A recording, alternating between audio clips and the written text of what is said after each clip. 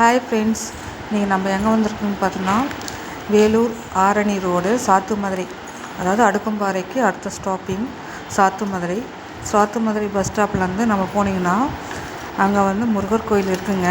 இங்கே கிருத்திக்கு போயிருந்தேன்.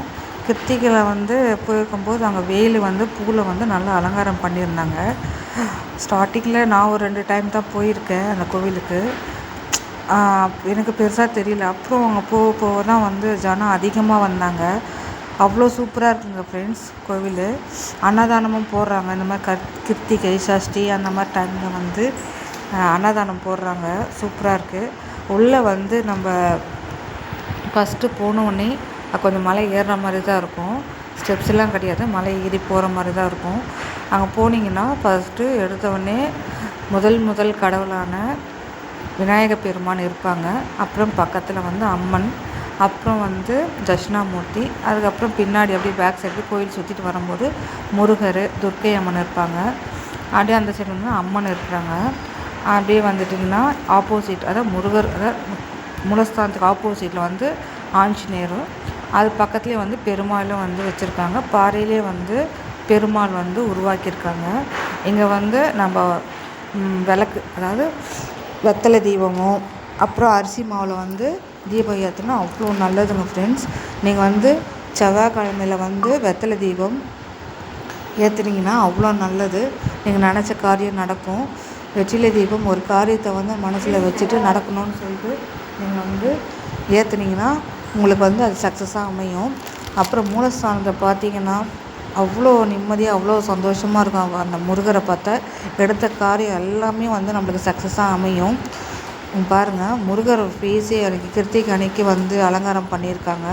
முருகரோட ஃபேஸே அவ்வளோ அழகாக இருக்குது. பார்த்துக்கிட்டே இருக்கணும் போல் இருந்துச்சு. இன்னும் கொஞ்ச நேரம் தான் டைமிங் கிடச்சிச்சு. இன்னும் ஜனம் அதிகமாக வர வர நம்ம கொஞ்ச நேரம் தரிசனம் பார்த்துட்டு அப்புறம் வந்துட்டோம்.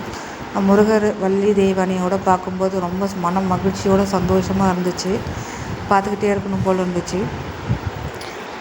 அப்புறம் அங்கே ஒரு நோட்டீஸ் ஒன்று கொடுத்துட்டு வந்தாங்க. அந்த நோட்டீஸ் என்னென்னு பார்த்தா, அந்த கோயிலோட வரவு செலவு எவ்வளோ மிச்சம் இருக்குதுன்னு சொல்லிட்டு எல்லாமே அந்த கோவிலில் போட்டிருந்தாங்க.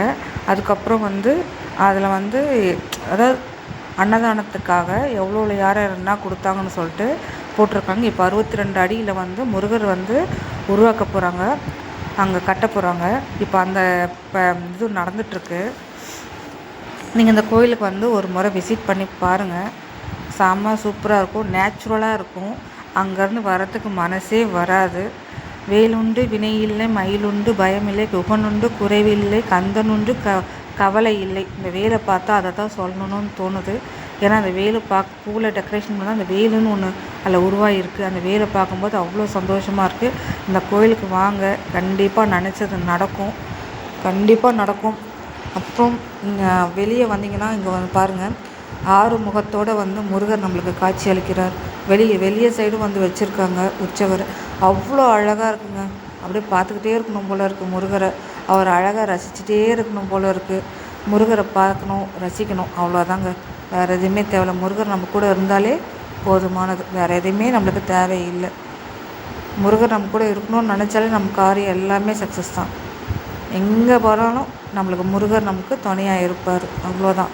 முருகா முருகா முருகா, மூச்செல்லாம் முருகனே அப்படின்னு மட்டும் நீங்கள் நினச்சிக்கோங்க.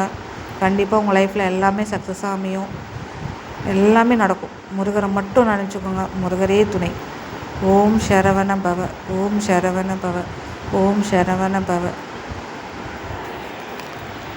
நீங்கள் அன்னதானத்துக்கு எதனா டொனேஷன் பண்ணுற மாதிரி நீங்கள் நினச்சிங்கன்னா நீங்கள் கோவிலே போனீங்கன்னா அன்னதானத்துக்கு டொனேஷனும் இல்லை நம்மளால் முடிஞ்ச அளவுக்கு பொருள் ஏதாவது வாங்கிட்டு நீங்கள் கொடுக்கலாம். ஏன்னா அங்கே ஜனங்கள் கிருத்திகையில் சஷ்டியில் வர்றதுனால அவங்க அன்னதானம் நல்லா சூப்பராக போடுறாங்க.